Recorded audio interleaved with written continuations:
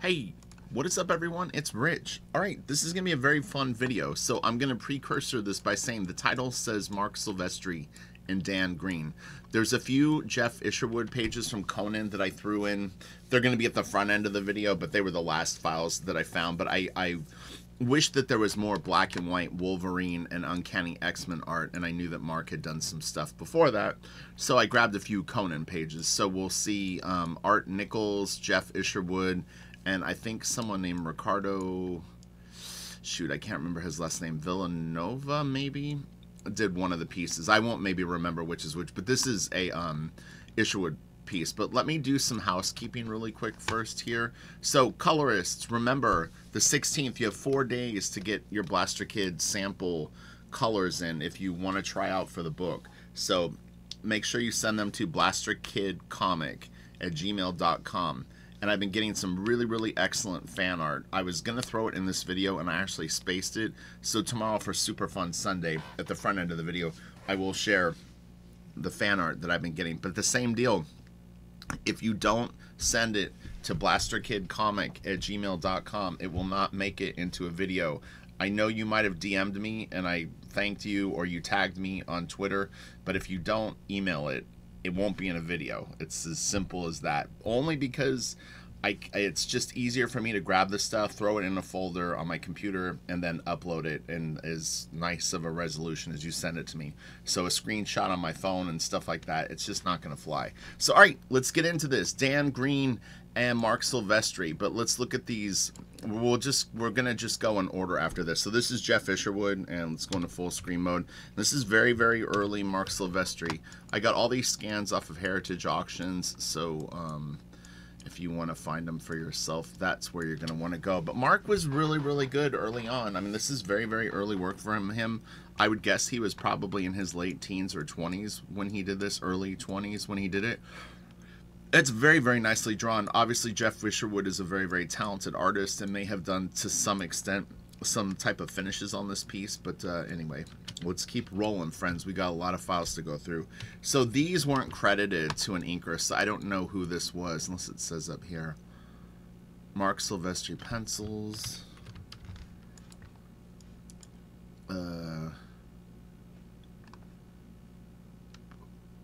Jeff Isherwood. Okay, so this is Jeff Isherwood inks too. It's really cool.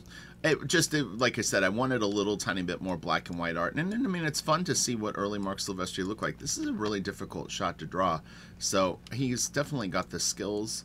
You can see definitely in some of these pieces, there's a little bit of Wrightson. We've got the John Buscema popping off. Marc was really had good influences and pump them into his work quite nicely. So this is King Conan. I actually have all these comics too. I bought them a long time ago, used, you know, but I had like a little checklist of what artists had worked on, and so I would go and kind of go through the back issue bins and try to find all these oddball things that you really wouldn't know existed. Now, I mean, with Wikipedia, you might be able to. Some artists have a pretty good bibliography out there. Some not as complete. This book actually told you if they did a pinup or a cover, if they did pencils, letters, whatever it was. It was really broke down. This is great. I believe this is Isherwood as well. This was the first piece that I actually saved of the non-Dan Green stuff. It's really nice. It's really cool. You can see kind of the Marc Silvestri thing here. You know, this is looking like Marc. This has got a little bit of Marc in it. Her hand is very masculine here. So I love this shot. This is great. It's really cool, in fact. But yeah, I really wanted to see some Marc and Dan Green, so it was important that I did it. I don't remember who this was. This could have been Art Nichols, and it also could have been, oh no, it looks like, well, no, it's Marc Silvestri's signature. The cape. It's funny. It's still pretty nicely done, though, honestly, overall. It's just a little clunky. Okay. This is Marc and Dan. So it may be a little more interspersed now, but I have a lot of Uncanny X-Men and Wolverine art to go through. So, and these are all scans off the original boards. As you can see, the glue that they use to fix the word balloons to, the lettering, discolors the pages. At one point, I owned 4 to 6 Uncanny X-Men pages of Marc stuff. All very boring pages in terms of content on them. They were super duper cheap, but the stuff is gone quite a bit up in value. I would say a real nice page of Uncanny or Wolverine will go for over $1,000. But even sort of boring sequentials are going for a few hundred. I was getting them for, I think, between 20 and 40 bucks a pop on eBay a while back. This is really cool. I was just very, very curious to see this work. And in fact, I actually have one page of pencil prelims, which is a really, really nice treat to see his pencils from back in the day. So that is coming up as well, which should be enjoyable.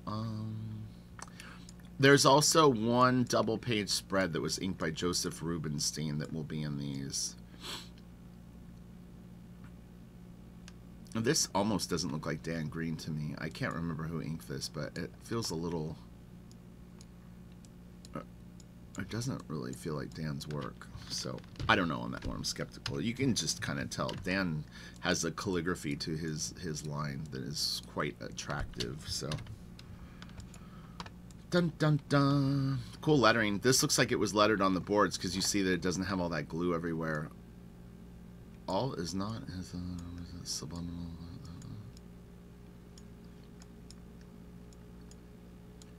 This is cool. Really, really nice line weight. So the one thing that I noticed on the originals that I owned was that there was actually a decent amount of marker on the pages. There was also brush and possibly quill. But yeah, my pages had a lot of kind of backgrounds and stuff like that. And you could definitely tell it was a pen of some sort. This is great. It was such a bouncy line. I mean, it's like, just, there's like so much character to this work. And this stuff is great. Man, they were such a good team. Nice hands.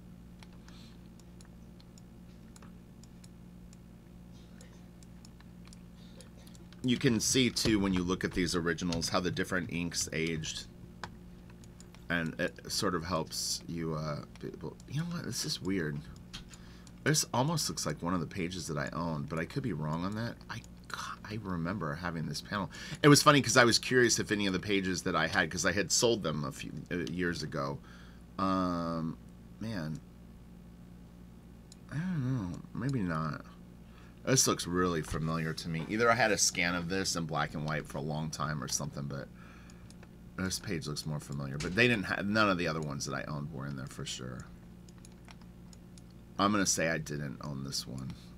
I think it's just a coincidence I'm thinking of it. But you can see this doesn't really have what... this looks more like a 102 to me or something. I mean, it might not be, but... There's a bounce to it. You'll see the marker ink will tend to age in a different way. I'll be able to point it out for you. This stuff, do you see? A lot of my pages had this sort of look where, like, whatever it was had faded and kind of turned a weird color. And mine had the word balloons that had been pasted on. So some of the word balloons had fallen off and were like, I just kept them to the side with the pages and had the yellowing and stuff. This is all pretty exciting lines. Nice thick line under here. Do you see this? And then this. It's very cool.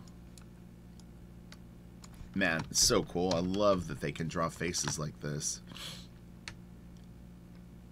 I have to remember that because I always want to connect the lines and then it doesn't look as good for a little tiny head like that. And see, do you see how this has a different look to it? So the ink purpled. It purpled a bit. And this stuff looks like brush. And then the sharper lines kind of look like nib. Man, that's cool. God, it's so bouncy. Look at these lines. It's chock full of excitement, yo. And she's pretty. And it's so simple, you know? It's because he's got his proportions and where he places all this stuff so on point. It really makes it, it really looks good. God damn, seriously?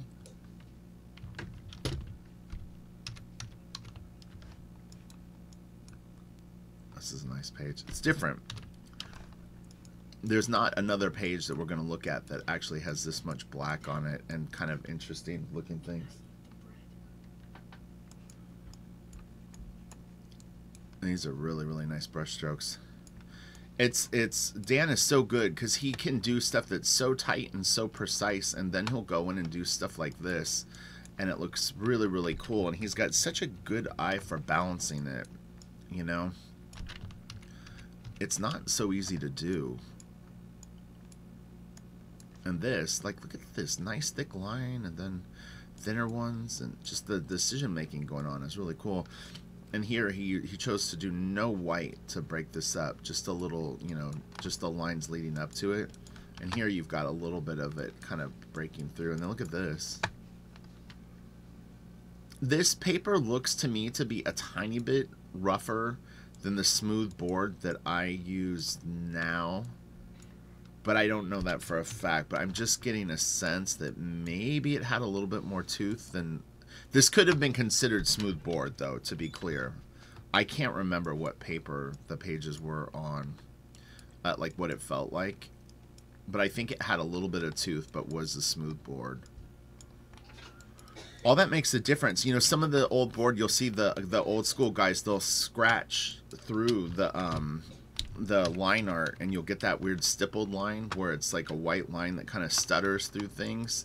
And, yeah, so you can see here too, like, you see how this is doing this? That to me leads me to believe that the paper has a little bit of a grain to it. You see here? But yeah, you can't, there's some artboard that I've used now that, like, if you try to run a blade through it, it doesn't really get that effect. It will just rip the paper, or you get really sharp cuts and not the kind of peppered look. He's got one piece in here that sort of looks like it has it. I don't think it's the exact technique I'm talking about, but it's close enough that we'll get a sense of it.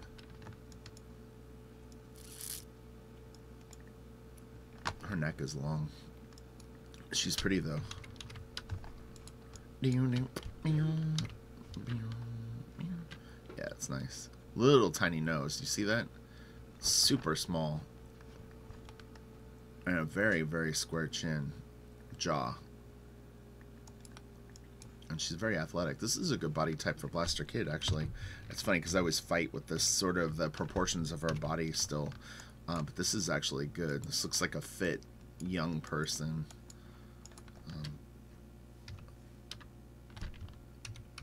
And she's got a little bit of the Blaster Kid hairdo. The I want to see your manager. Or let me talk to your manager hairstyle. And this is really nice right here, what Dan did with the brush strokes. He's got this nice, just very organic looking, like, throw of a line right here to show the sort of the shadow or the highlight, or, you know what I mean, like, this is the shadow, this is the light hitting the leg. But it's tight here, you know, loose and tight. These are really cool effects too, but man, yeah, it's really, really neat. It's always interesting to see if they, yeah, see, it looks like he took a nib. Do you see? Like, there, you see the croquel and then a flicked line, and then they fill it in with brush, and that will give it the tighter look, where this is actually a brush applied line. Bada boom, bada bing. Reverse engineering, friends. No, it's only speculation on my part. She looks topless here. It's funny. Loopy bloopy hand. It's so cool. I remember when I first got to Wildstorm, I inked a guy named Mel Ruby, who kind of drew more like Todd McFarlane or Capullo at the time. But it was kind of like this, though. But, man, it was... I don't know. I would have to go back and look at it now. It was hard for me, though, because it wasn't a style that I was super, super fluent in, you know? I was still learning, and like I said, my stuff had always leaned a little bit cleaner, so people like Michael Lopez... who I've mentioned in other videos, would have been a more natural fit just at that time. This is all very cool, though. Gosh. I remember, it's a funny example, but there was a band, and the singer of the band was in a band earlier in his career.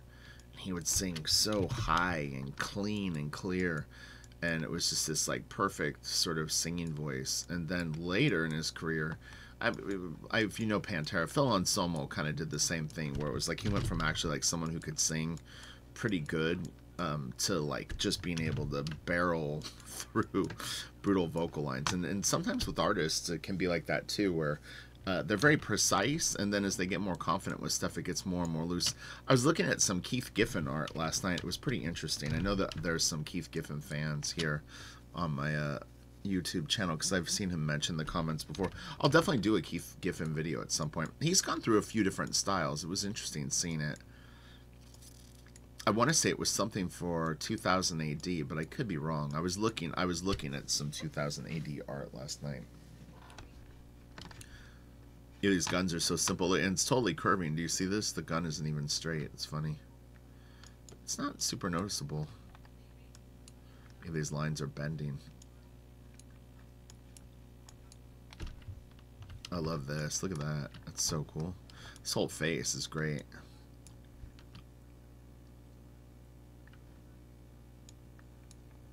Man, it's so cool looking. Look at these brush strokes.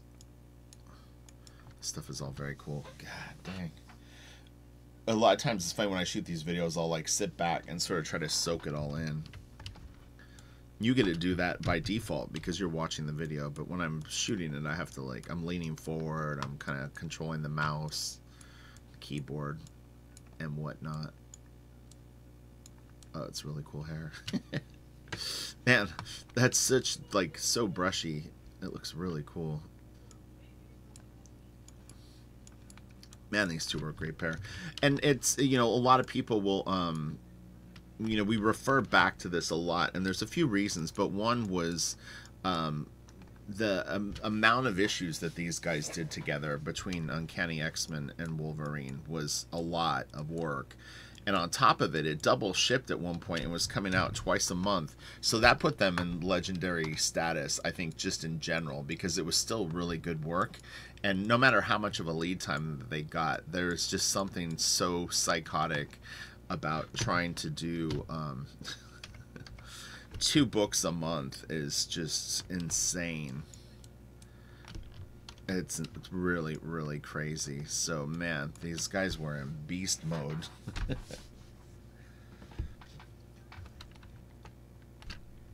It just shows, though, you know what I mean? Like, if you're willing to go for it, you can do it. It's just people don't want to do it, you know, or it's like you can't give into it. This is all really cool. Man, I'm always just so impressed by it. This looks so good. It's really cool looking. Yeah, it's really neat.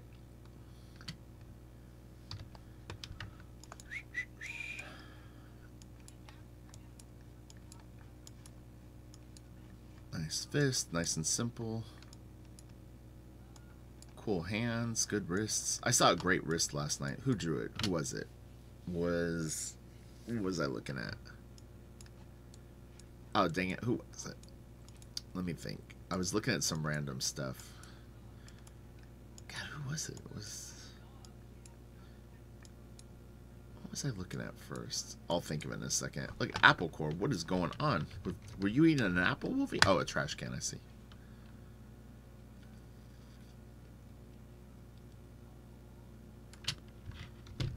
This was funny when I saw it. I don't know why. It's just it's a big splash of Mr. Sinister. I was gonna call him Sinestro. But yeah, I don't know. This is funny to me. He's like, hiss, I'm so mad. Death by drowning. Holy cow. Is this... So this is Uncanny X-Men. I heard Finch had referred to in one of his more recent videos, I think it was a Wolverine issue where they were like in the sewers and water, and he said that that helped him get through stuff. So this stuff is interesting too. This I don't think is Dan Green. This is some of the Conan stuff. Yeah. So this could be Isherwood or, like I said, Al Nichols. And there was a guy named Ricardo with his last name started with a V, Villanova or something. But you can see the different tools. You can clearly see that, like, either this is two completely different pens. I mean, it has to be, because this is a much lighter ink, and then this is more inky. So it's either a thicker pen or something. But it is funny. You can see he whited out a ton of stuff. So at some point, he had gone in and put in quite a bit more leaves, and then went, uh-oh, I don't know, that looks a little weird. Way back, sometimes, and I had even seen this early on at Wildstorm, there was one editor in particular, the only one that I ever saw actually do it. He would get the pages, and it was really funny though, but he would do shit like this, where it was like, he would take someone's art and be like, oh, I don't really like these leaves, and he would like white stuff out and be like all drawing on the boards.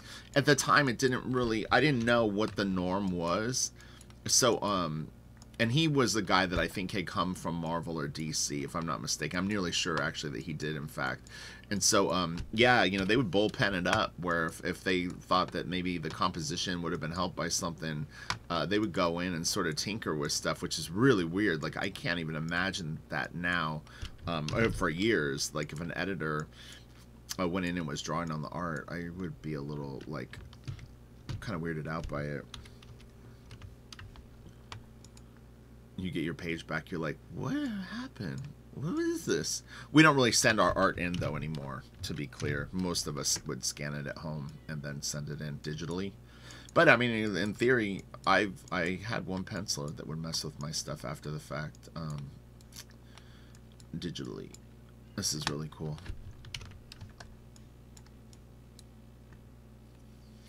Really nice brush strokes here. This is all great. And there's little cast shadows under the buttons. It's nice and tight. Man, it's so good.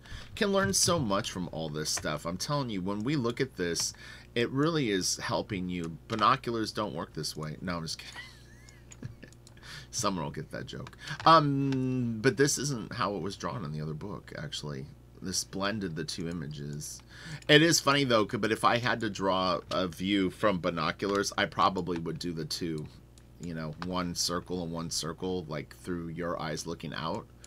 But it does create one image, I think, or something. I don't know. This looks like Isherwood again. Said I grabbed maybe 6 or 7 of these pages. She's pretty. She looks good. This is an attractive kind of Silvestri face. Her one eye is a little crooked, or this eye is a little crooked, but overall it's fine. It's got a little bit of the Barry Windsor Smith, Conan kind of thing going on too, which I'm sure he liked, because he clearly was a fan of Wrightson.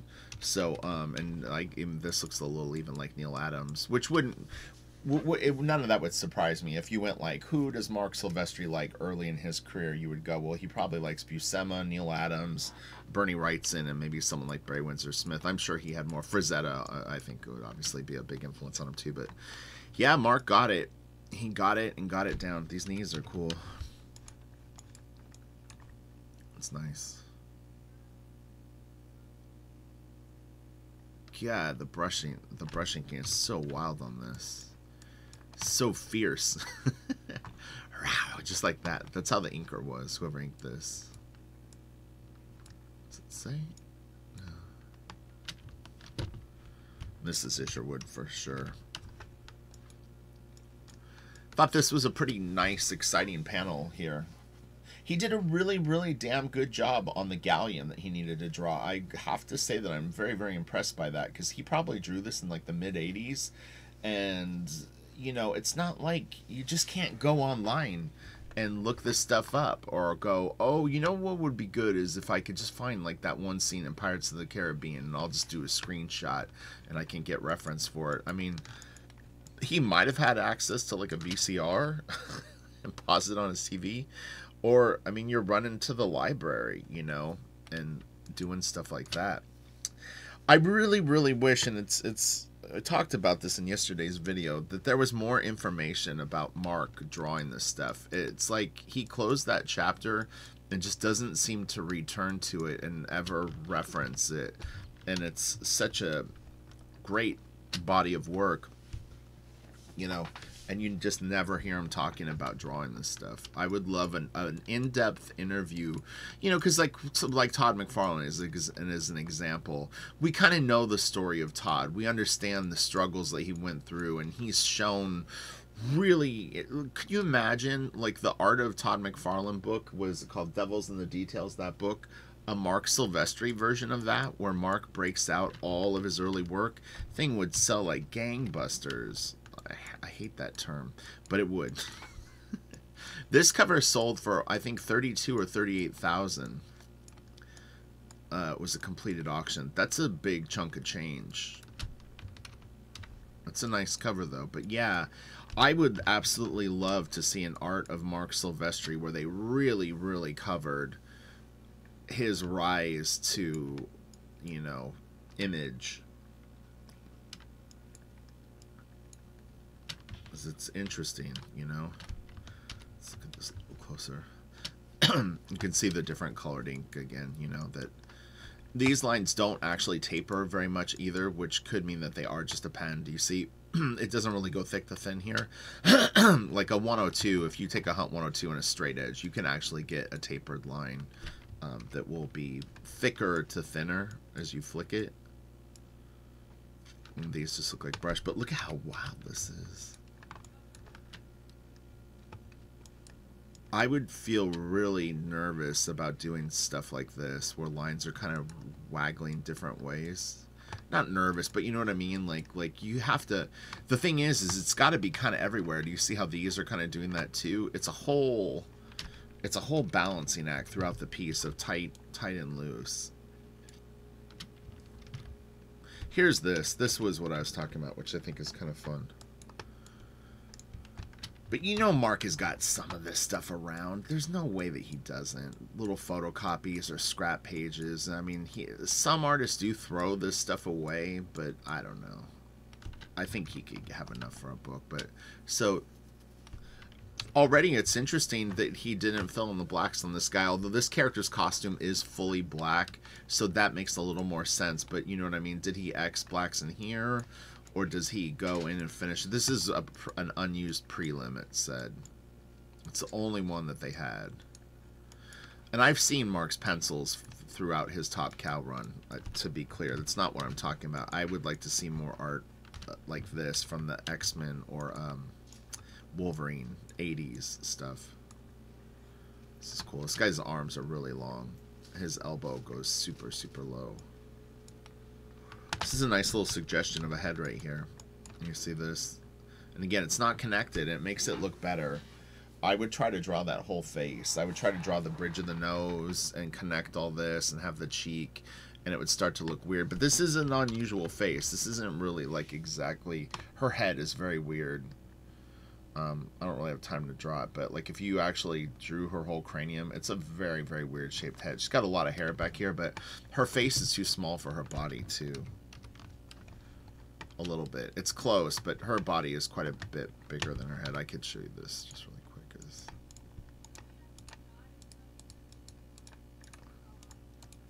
Oh, god dang it.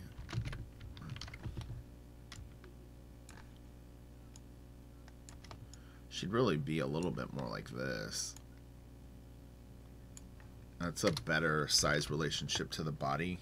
And it's still even a little tiny bit small, but watch when I go back now. You see, her head is really tiny. If you picture the skull on this body, she's got like, her head got shrunk. This is cool too, man. Jeez Louise, look at these cars. This is what I'm talking about. That is genius. I don't even know how does he do this?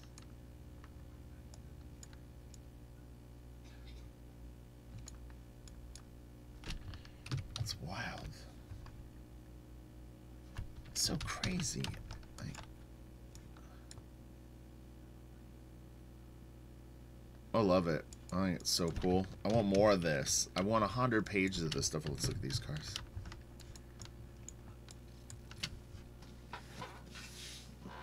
It's solid, man. He doesn't even have grid, like any kind of grid really in. This guy had the eye of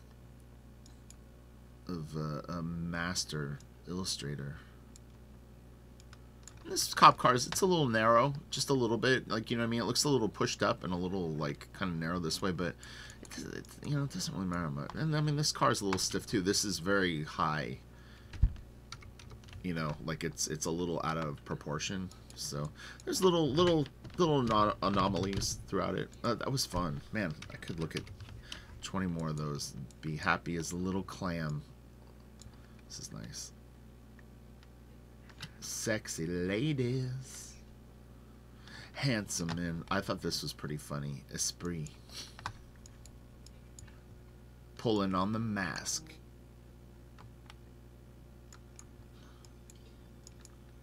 Look at that. Look at that hairdo. Could be a hair don't, right? It's like a mullet and a mohawk and Wolverine hair all mixed in one. This is cool. This looks cool.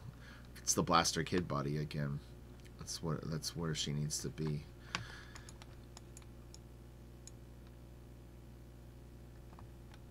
Who knows what he might do with it. Oh, my phone's blowing up again. Get a lot of texts now. Text. Here we go. If I'm not mistaken, oh, this is X-Men 232. I was wrong. I was going to say that this has one of my favorite Kevin Nolan Wolverine covers on it, but I was off. Kevin Nolan did some badass Wolverine covers, though. There's one with, I think, a cop car. This is great. Man, the inks on this are stellar. The drawing's great, too, but damn, that is just on point. Their art takes me to Flavor Town.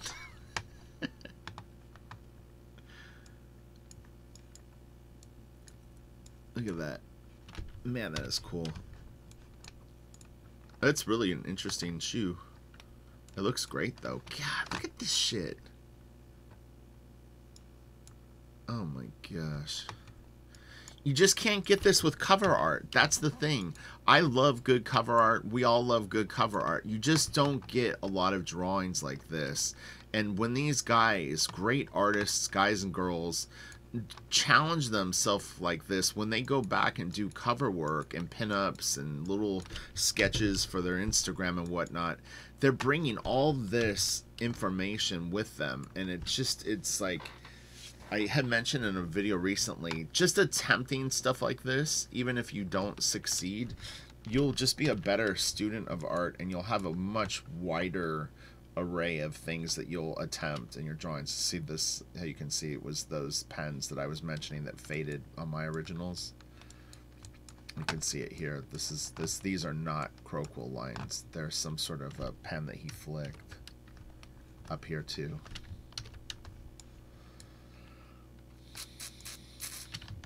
So some kind of marker. I'm assuming maybe like a felt marker-ish type thing. Could be wrong. Okay, where I saw this piece. This is the Rubinstein piece. It's nice. It's cool. Dan's inks have a little more energy to them, but it's one of those things where most inkers, when you get a gig, will tend to tighten things up. It's just sort of the way that it's kind of the agreement is that you bring a level of finish to a piece of art. So working with people that have more loose styles and stuff like that, there's way more wiggle room to not have it where if you looked at like a large part of their body of work, you'd go, yeah, this doesn't feel like the right thing. But when you're in the heat of the battle, I mean, these inks are fine. They're really, really nice inks. It's just different, you know? Like he did some dry brush down here. Do you see this? And Rubinstein has inked everybody, all the famous pencilers of the day. Nice anatomy, man, it's good. Again, look at her head, and even this guy. But like, look at this. Didn't connect any of this. Remember that, Rich. Put it in your computer. Boop boop boop boop boop boop boop. And then what do I have to do? I have to delete some files. Boop, boop, boop.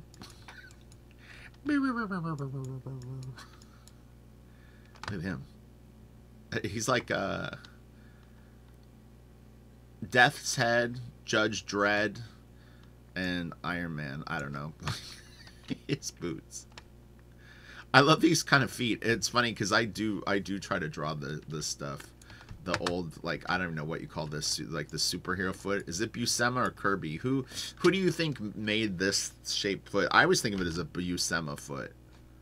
But maybe it's a Kirby foot, and it's just that I've seen Buscema do it too. And maybe it's someone else. Maybe I'm wrong. This is nice. Nice little upshot.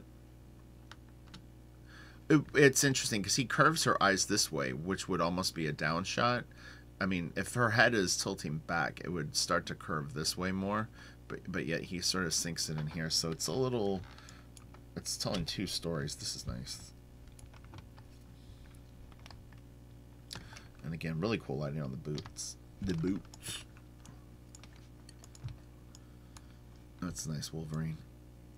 That's cool too. Man, so classic. Look at the arms. Oh my gosh. Oh, we saw this page already. I'm sorry. I lose track. You know, I've said that before. When I'm shooting these videos, I'm so focused on minutia and kind of narrating that I might accidentally sometimes do stuff like that.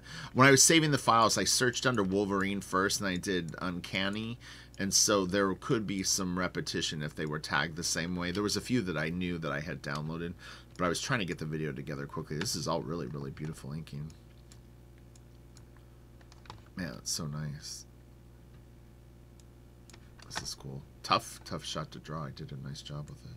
This is good too.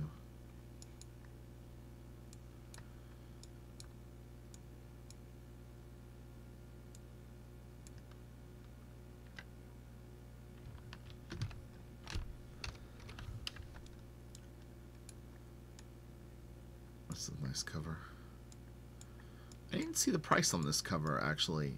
Also, you have to understand too is if you ever see a cover that's sold and you think it sold for like a cheap amount, double check when the auction ended, because if it ended 10 or 15 years ago, that could be why. Because art does tend to increase in value. So occasionally on Heritage, you'll see something and you'll go like, damn, someone scored on that, and then you go, oh, 2002. Okay, that's why. Because art has just progressively gotten more and more expensive, and especially the old good stuff. Like I said, I mean, when I was buying these types of pages, I mean, this has got a little bit of superhero stuff on it, but I mean, I could have probably got a page like this for like $60. Now this might sell for $200 or $300, maybe more, but it you know, just depends on what exactly is on it. But this is nice.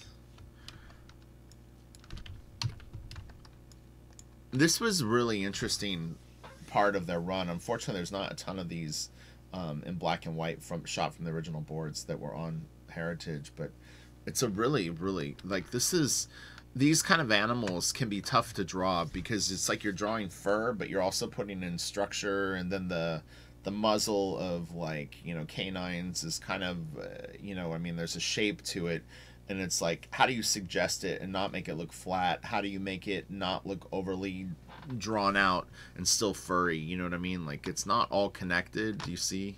Even the eyes. It's really, really good. And this is nice. This sort of pissed off look that his lid gets here, or a lower lid, and then this one doesn't have it as much. And this is very, very cool. Beautiful inks too. Yeah, I would love to have seen like what the finished pencils like on something like that looked. I'm sure it looked somewhat similar in a weird way, but I mean, Dan does a lot with it, but I'm guessing that Marc kind of probably uses the pencil in a few different ways, which is he'll use it like a regular pencil, like if you were going to write your name, but I would have to believe that he probably uses the side of the pencil and kind of sculpts in things more on a painterly stroke. It's just speculation on my part. I have seen him draw a little bit online. Oh, I always love this page. Or no, this is the one I'm thinking of, but similar. This is nice. And look how purple the ink got on this. Boy. That's crazy.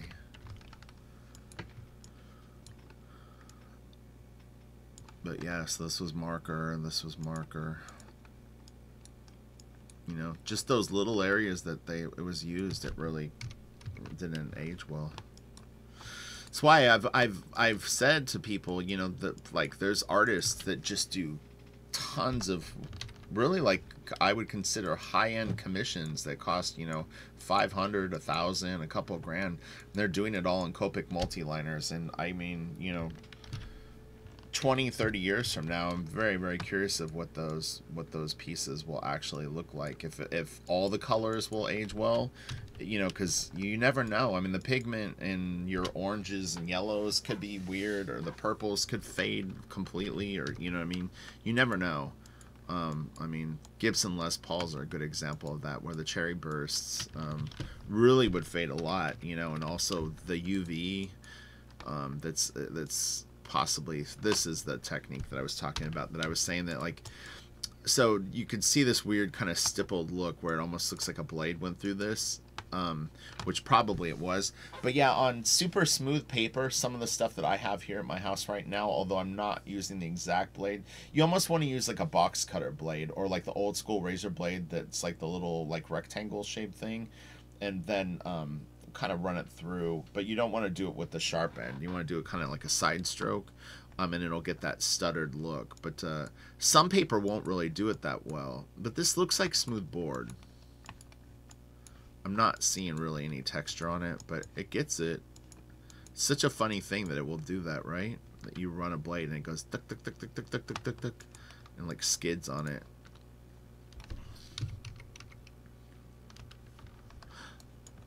Oh, Wolverine, Wolverine.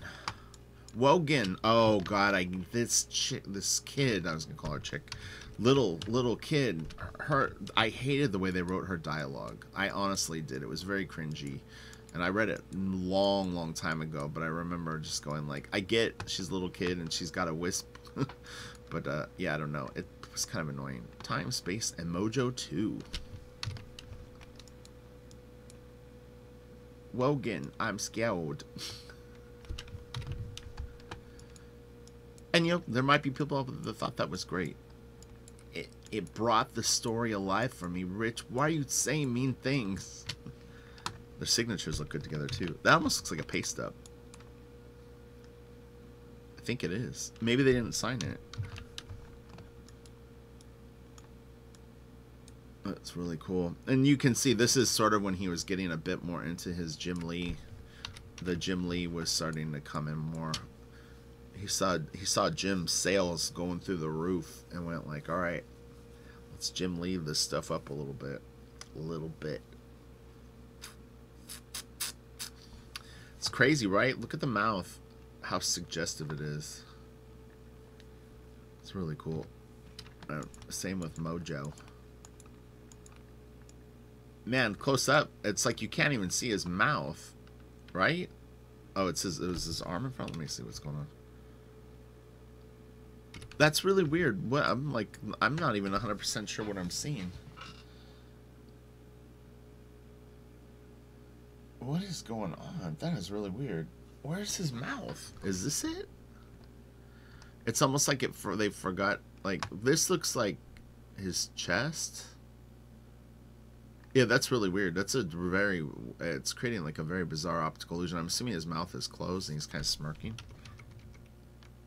It's funny because you don't really notice it if you just sort of glance at the cover. You just see this and that's like plenty. I'm assuming his mouth is kind of closed because I don't really see. Yeah, it's interesting. Wogan. This was an interesting piece. It's a nice clean scan. Like, this page aged well. It looks pretty good. Nice anatomy. Really cool hand and wrist. Cool finger shapes. His clothes are wild. Like, he gets the pants suggested in really nicely and doesn't, you know, I mean, the folds and stuff like that are more suggestions. It works good though. This is nice. Oh, we've looked at so much good art on this channel. Man, look at this. That's cool. Let's zoom in, friends, shall we? Alright. What is that? Ballpoint pen? This is cool. I saw, I think it was some of the 2000 AD. It might have been Mike McCone art I was looking at. And, man, he was lighting the fingers on some of the characters. It was so cool. It seems so advanced. And again, it's quite loose. A lot of broken lines, thicks and thins, and look at the mouth. This is all cool. This looks a little like whatever the death metal, Batman Who Laughs, Joker Who Laughs, whatever it's called. Just give him spikes on his head.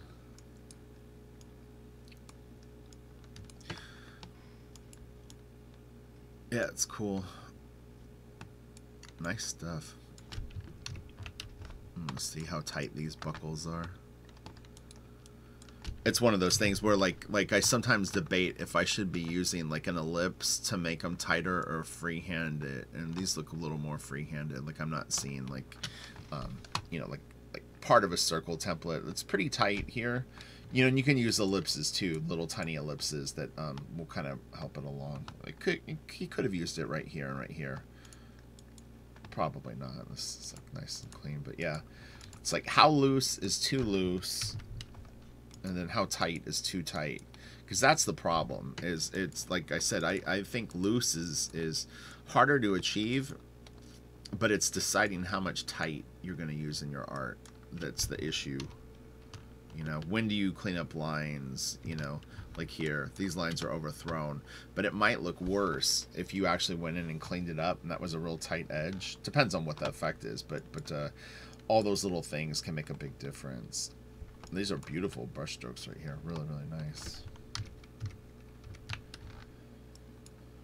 Yep. The language of art. And we talked about swords and how, you know, like these are clearly like ruled out. But you can see here he used different ink to do that. So it sort of makes it a little bit more organic looking. Oh yeah, look at this page. Nice scan. I broke out a new nib that I hadn't used in a long, long time. And in fact, I had kind of retired it from inking other people. Sounds funny, like retired it.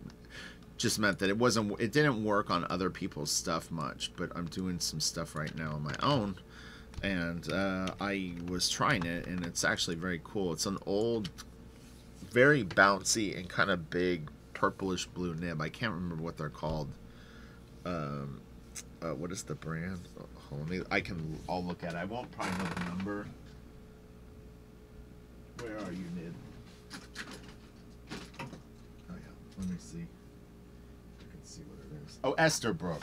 The company is Esterbrook, but it's a vintage nib. They stopped making them in the like 50s, but I bought I don't know, 300 or 400 of them a few years ago. Enough where I could make it to the finish line and still have a few. So I think I remember they, like, if I used it all the time, they lasted about 2 to 4 weeks for me. And so I calculated how many years my life expectancy would be versus nibs, so that I would always have them, because they can be hard to find, you know. And stuff like that, you know, there's a finite amount. They haven't been made in like 60, 70 years.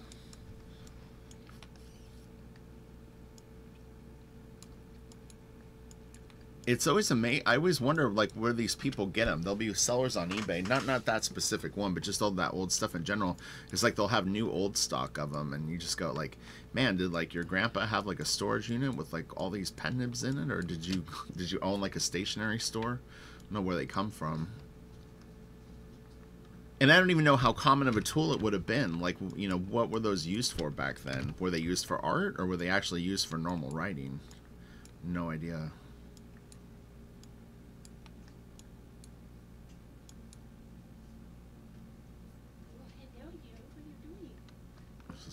It's really interesting. So he almost never runs white through these fades, and I'm not saying that he never does, but every time that I've kind of spotted one of these, he doesn't generally, like, he'll do his lines that go to the fade, but like what I'll do this, and then sometimes I'll throw a few white paint lines through mine, and you know, they can be a little more detailed sometimes, but it's interesting. They don't tend to do that. So it's another little observation. And even things like cleaning up your panel borders. It sounds weird, but you'll see some artists, their lines actually do go through the panel borders, like you see in here, and they don't really clean all that stuff up, and it you know, it looks cool. Ashley Wood is a good example of someone who gets pretty wild style on his art with that. This is nice. Really, like, it's crazy. Some of the inks on some of these pages, he was really going for it. I noticed it on some of the other ones, but this is pretty thick, thick inks, you know. It almost has a little bit of a Walter Simonson vibe. This is cool. And if you like this video, I've 100% done other Silvestri Dan Green videos. I don't remember what exactly we looked at in them, but I know for a fact that I've done at least one more. So you could seek that out. This is nice ink in here. And again, look at all the lines that are broke up on this. I'm sure it's probably kind of how Marc drew it, but look, not connected, not connected, not connected, not connected. The mouth is just suggested this isn't connected, and this is even kind of its own line, really. There's a little tiny bit of a gap there that sort of bleeds together, but even here, look at this guy's face. You see this? Genital. The hair isn't all connected.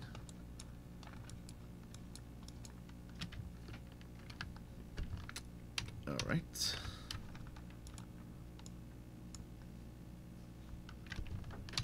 Yeah, the way he draws clothes is pretty cool. I mean, we're really seeing Dan's inks on it. I do wish that I could have seen exactly how Marc suggested the folds, because these are very much brush shapes, you know. But I would be curious of what Marc does with the pencil. I've seen when Jim will set up a page, and he may do it that way on Twitch too, is he'll sketch stuff out really loose and use a lot of the side of the pencil, and then those shapes he'll ultimately go in and kind of outline them. And Marc might do the same thing where he's got his sketch or the block in, and then they go in kind of with the side of the pencil and sort of hit these sort of shapes, and then they'll take like a sharper pencil and kind of draw more specific lines. This is cool. And again, you see this curves. This isn't like a straight, like, ruled line where you take, you know, a tool like this. I'll put the line here so we can see it, but you know what I mean? It's not some bone straight line that just runs down the gun like that, you know? His are curved. This is all sandbags. Look cool. Bullets are barely even connected.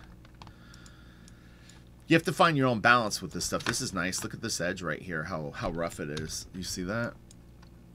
And it's not even like a brush stroke. It's just some weird, like, it's like the marker almost bled. And look at this little pistol, how thick the lines are on that. It's crazy.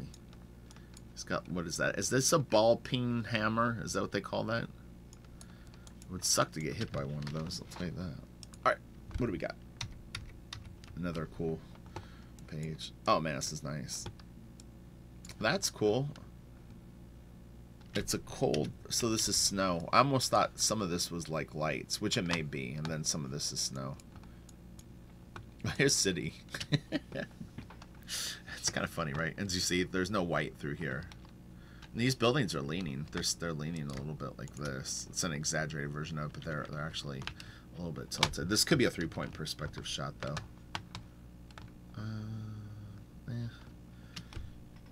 Like real subtle 3-point perspective. I don't think it is though. This is nice. Turned a little bit. All right, let's see. I'm gonna peek. I want to just see how many more pieces we have. Oh God, we have a lot. All right, we need to hustle. This is a long video. This is gonna be like a movie. Full screen. All right, let's go. Again, look at this face.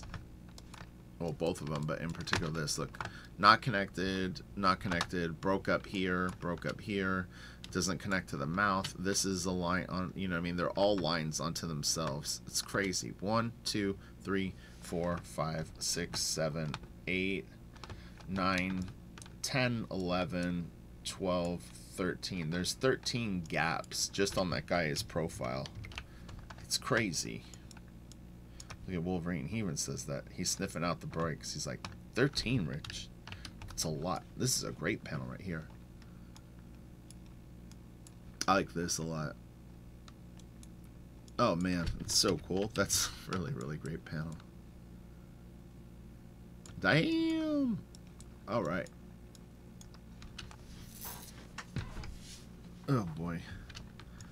Could do this all day. Hey, look at that. That's cool. That's cool, too.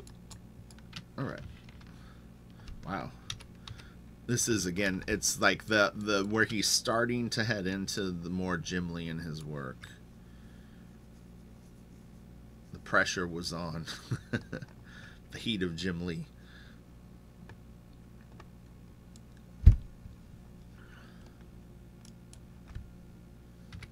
Oh. There.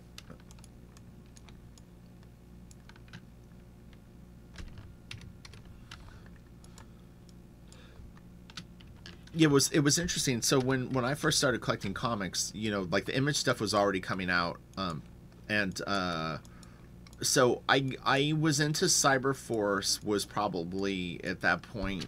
I liked that one a lot. I liked what I was seeing in Cyberforce. There was a few issues out, and I had Wildcats, and Wildcats was good, but it was a little more clean. Cyberforce had a little more of this kind of stuff going on. It was a little more suggestive, a little more kind of.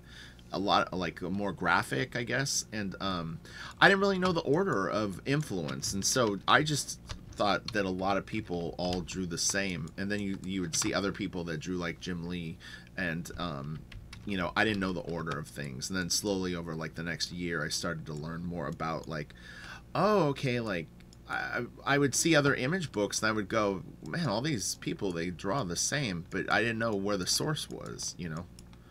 It's not like they have a handbook that tells you this influence came from here and this face was developed from here. And it's not to say that Jim was created in a vacuum, but I mean, a lot of what he did spill over into a lot of people. He and Scott Williams, credit to both of them. I didn't know. I didn't have a crew of friends that were comic book fans. This was something that I got into kind of on my own. A friend of mine told me about it, but we never really talked about comics. It's funny, the guy that got me into comics, although I think he liked Spawn, I don't think we ever talked about comic books after that, or the art. It's funny. But without him telling me about Spawn, I would have never got into it. This is really cool. Man, this is starting to get pretty detailed too, actually. There's a lot going on here. The inks are fantastic on that, though. Man, that Cyclops figure is great.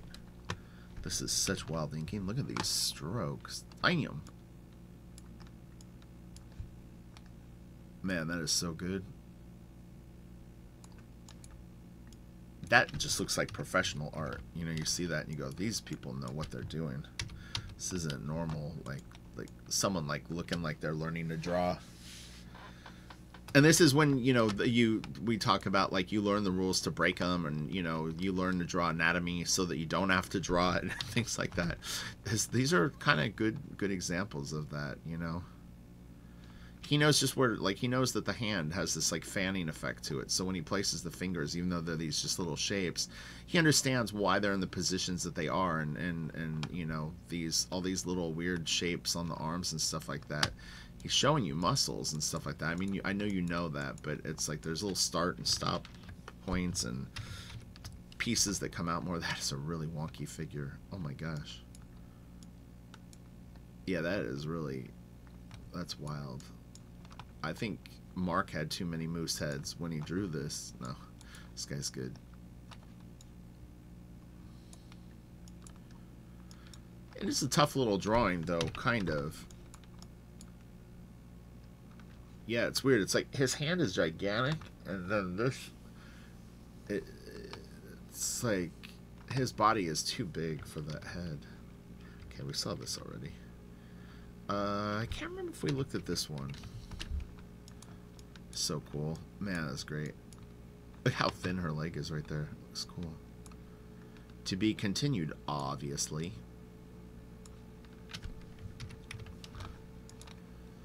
Man, that's great. This is really cool right here, too.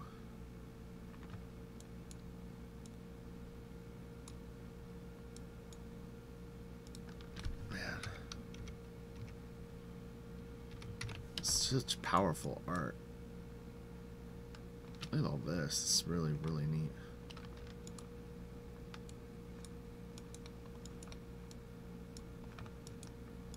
And okay, I need to start hustling because I actually need to get to work. My day is flying away looking at awesome art. And this actually has to be edited. You probably won't notice it. Maybe you will, maybe you won't, but I have to edit this one. Boo! It'll take 90 minutes to edit it. Not that I have to pluck around it with 90 minutes, but it'll process that long. It sucks.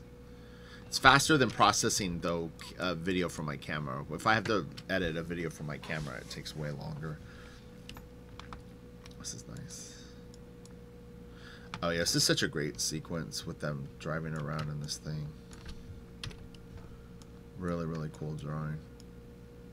It's so solid and so loose. And he didn't, you know, it's not overdone with, like, detail. So it works well. Man. This is great, too. Man, she looks so cool. Damn. Maki. Wow. Oh, and anyone that's made it this far into the video, make sure you're subscribed to the channel. I was looking at my statistics last night, which I never do, but I just, for the heck of it, I was just sort of plucking around and looking through all the different menus and stuff like that. Almost 50% of the people that watch my videos aren't subscribed. So sub.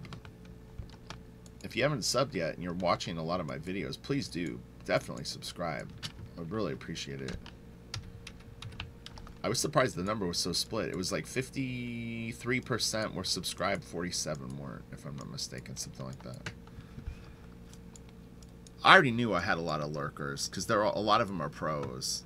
I have tons of professionals that will come up to me at conventions and tell me that they love the YouTube channel, but they never comment and they probably aren't subscribed.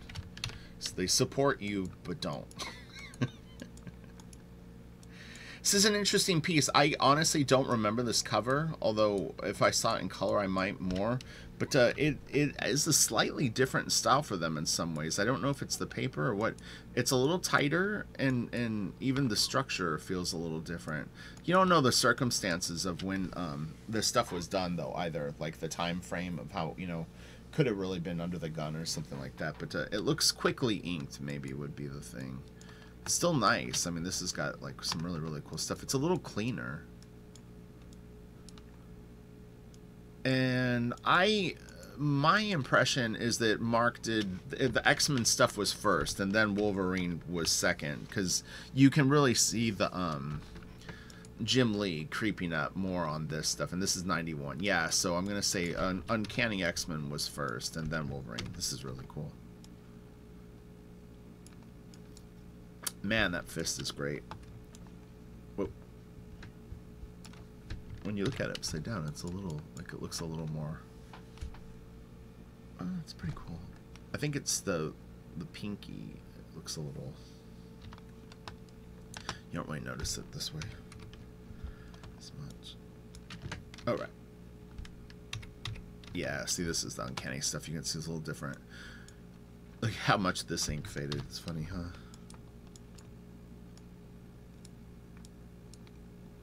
You can definitely see what tool was used. Like, it's like these little few lines and this little stuff right here.